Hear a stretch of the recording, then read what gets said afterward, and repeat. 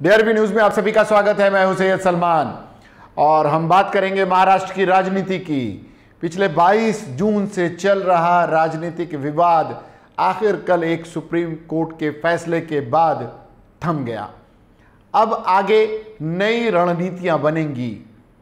Bharatiya Janata party की सरकार बनने जा रही है, ऐसा बिल्कुल स्पष्ट हो गया है। शिवसेना को अपनी सरकार गंवानी पड़ी। उद्धव ठाकरे ने इस्तीफा दे दिया।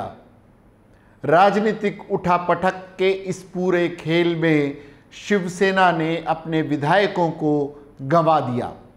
गंवा क्या दिया?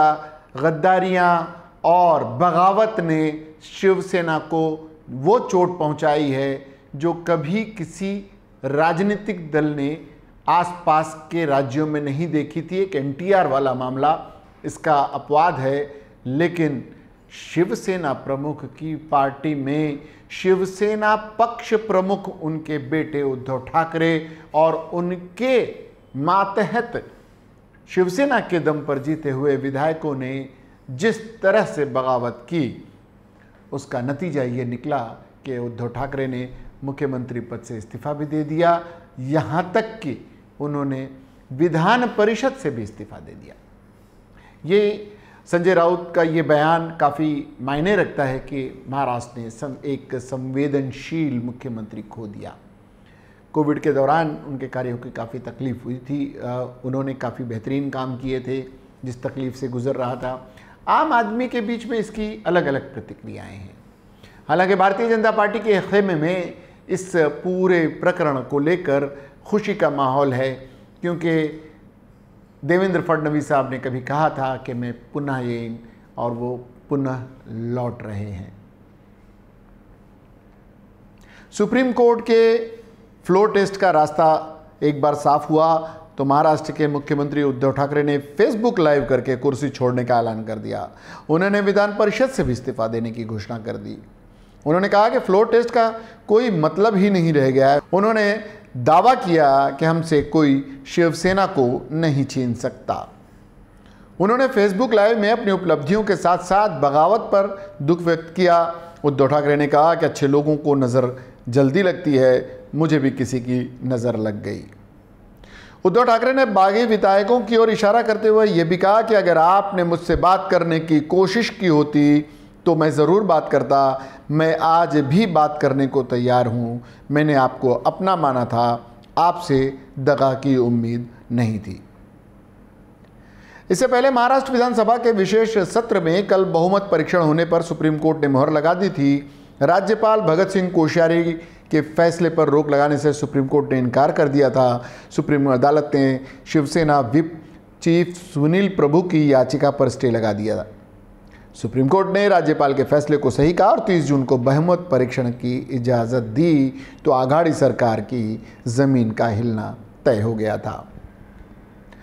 अब ये खबर है कि गुवाहाटी से शिंदे गुट आज शाम गोवा पहुंचा है, यानी कल गोवा पहुंचा था और आज सभी विधायक मुंबई पहुंच जाएंगे। शिवसेना के बागी विधायक ये कहते घूम रहे हैं कि वो असली शिव सैनिक हैं। मुख्यमंत्री पद से उद्धव ठाकरे के इस्तीफे के देने के बाद भारतीय जनता पार्टी और एकनाथ शिंदे गुट की नई सरकार बनाने का रास्ता साफ हो गया है। इसकी खुशी कल भारतीय जनता पार्टी नेताओं के चेहरों पर साफ साफ नजर आई। होटल ताज प्रेसिडेंट में भारतीय जनता पार्टी के विधायकों को ठहराया गया है, जहां अब देवेंद्र फडणवीस जब पहुंचे थे तो भारतीय जनता पार्टी के प्रदेश अध्यक्ष चंद्रकांत पाटिल ने मिठाई खिलाकर उन्हें बधाई दी। माना यह जा रहा है कि जुलाई को नई सरकार का गठन होगा, 1 जुलाई को, और एक बार फिर देवेंद्र फडणवीस के सिर पर मुख्यमंत्री का ताज होगा। इस मिठाई बांटने वाले प्रकरण पर उद्धव ठाकरे का जो बयान आया, उन्होंने कहा है कि मुझे आपके प्रेम और आशीर्वाद की मिठाई चाहिए। वारकरी कहते हैं कि मुख्यमंत्री उद्धव ठाकरे के हाथों पूजा होनी चाहिए, जो अच्छा होगा वो होगा, वो अच्छा करने के लिए आशीर्वाद चाहिए। ये उद्धव ठाकरे का बयान था। शिवसेना के पक्ष प्रमुख उद्धव ठाकरे की ये शिकायत है कि आम लोगों को, जिन्हों को उन लोगों ने बड़ा बनाया, यानी शिवसेना ने बड़ा बनाया, रिक्शे वाले, टपरी वाले और हाथ भट्टी वालों तक को शिवसेना प्रमुख ने अच्छे मार्ग पर लाया, नगर सेवक, महापौर, विधायक, सांसद बनाया। वही लोग बड़ा बनने के बाद शिवसेना को भूलने लगे।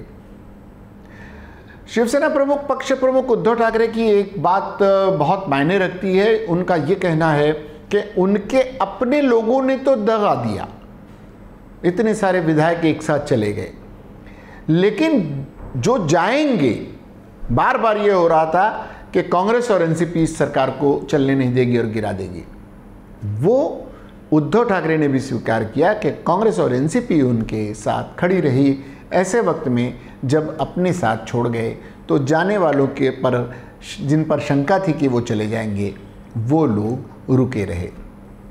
बीते 4-5 दिनों में मातोश्री पर आने जाने के बाद लगातार लोग आते रहे और यही कहते रहे कि उद्धव ठाकरे साहब, आप चिंता मत करो, आप सिर्फ लड़ो, हम आपके साथ हैं।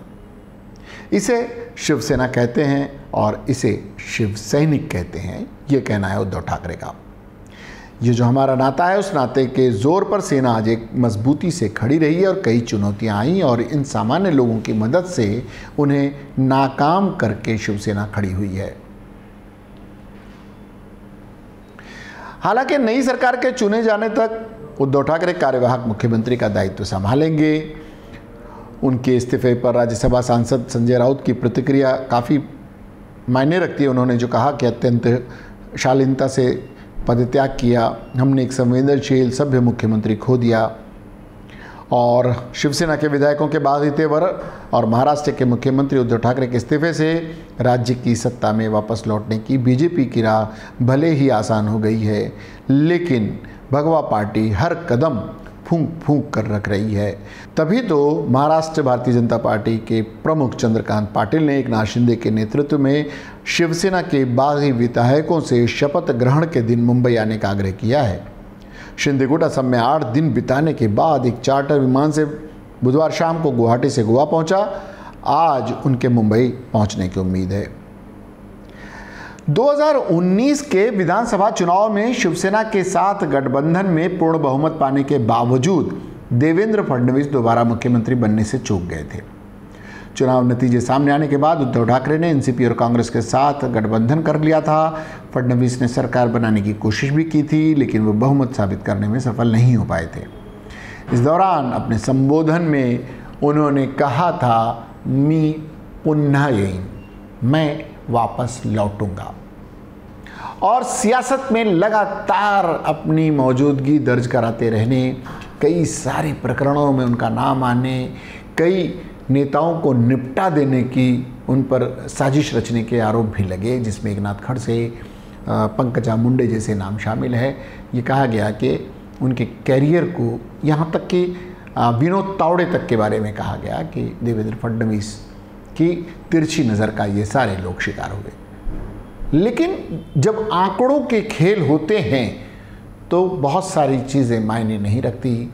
आंकड़ों के खेल में फिलहाल शिवसेना को मात हुई है। कांग्रेस एनसीपी हताश हुए हैं क्योंकि उनका अपना साथी दल, जिसके नेतृत्व में सरकार चल रही थी, उसी दल में फूट पड़ गई। माना ये जा रहा था कि शिवसेना और एनसीपी में फूट डालने की बीजेपी कोशिश कर रही है, लेकिन हो गया कुछ उलट और शिवसेना टूट गई। मी पुनः येईन कहने वाले देवेंद्र फडणवीस बहुत जल्द सरकार बना लेंगे।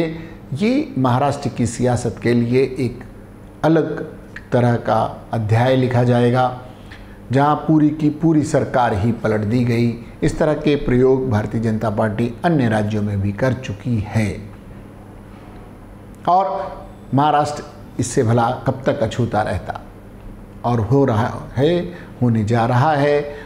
देखते हैं शिवसैनिक इस पर क्या प्रतिक्रिया देते हैं, किस तरह से वो इसे अपने आप को उस संस्कृति में उसमें ढाल लेते हैं, शांति से बने रहते हैं, उग्र प्रदर्शन करते हैं, या फिर शांति के साथ नई सरकार बनने देते हैं। जिस शालीनता से उद्धव ठाकरे ने पद त्यागा है, उससे उम्मीद कम ही है कि किसी प्रकार की कोई ऐसी घटना घटेगी जो राजनीतिक स्वाद को बिगाड़े। भारतीय जनता पार्टी खुद भी नहीं चाहेगी कि उद्धव ठाकरे के प्रति किसी तरह का कोई दुर्भावनापूर्ण कदम उठाए। भारतीय जनता पार्टी को लगता है आज भी उनके नेताओं के बयानों के आधार पर अगर आकलन किया जाए तो ये लगता है कि उन्हें शिवसेना की ज़रूरत है। शिवसेना नहीं मिली तो शिवसैनिक ही सही, उन्होंने पूरी की पूरी टीम ही अपने हाथ में ले ली और जल्द ही सरकार बनेगी। सरकार में मंत्री पाने की होड़ मची है। कुछ मंत्रियों के पदों को लेकर जब खबरें आईं तो उद्धव ठाकरे का ये बयान भी आया कि वो चाहते तो मुख्यमंत्री वो दे सकते थे। मिल क्या रहा है, नया क्या मिल रहा है? नया कुछ नहीं मिल रहा है। नया वही मिलेगा जो एकनाथ शिंदे चाहेंगे। कितने मंत्री पद मिलते हैं एकनाथ शिंदे समूह को, ये आने वाला वक्त बताएगा। भारतीय जनता पार्टी किस तरह से उन्हें ट्रीट करती है, ये भी आने वाला वक्त बताएगा। महाराष्ट्र की सियासत किस ओर जाएगी, ये भी आने वाला वक्त बताएगा। भविष्य के गर्भ में बहुत कुछ छुपा है और उस छुपे पर हम अपने तरीके से अपनी समीक्षाएं करते रहेंगे। आपके बीच इस तरह की खबरों को और उसकी समीक्षात्मक टिप्पणियों को लेकर हम आपके बीच आते रहेंगे। आपको ये कार्यक्रम कैसा लगा, इससे जुड़े हुए कोई सुझाव आप हमें देना चाहें तो ज़रूर दें।